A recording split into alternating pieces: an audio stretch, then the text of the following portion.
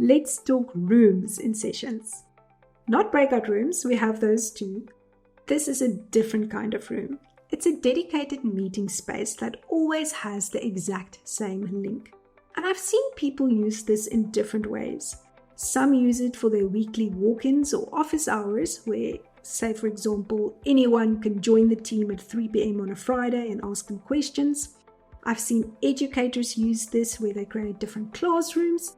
And I've seen people create a room for each of their clients.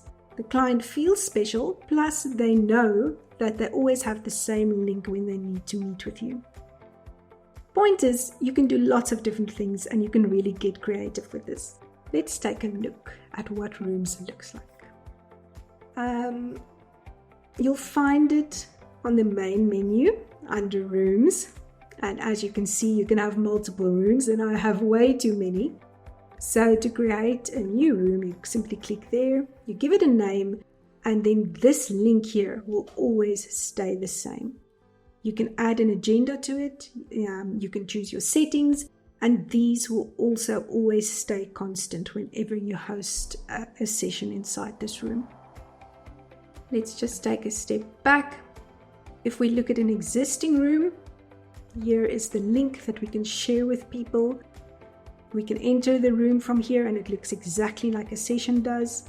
And if you click here, you can see all the past sessions that you've had in this room. When you go there, it will take you to memory. Now, this is important. If you're a team of people who have to work together, you can enter the names of specific team members, or you can grant access to everyone in your workspace. And then all these people will be able to act as hosts inside this room.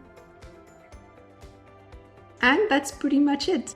It's pretty intuitive to create a room, but if you need any help, you'll find some nice Help Center articles on this topic, and you are always welcome to book a session with us and we'll show you around.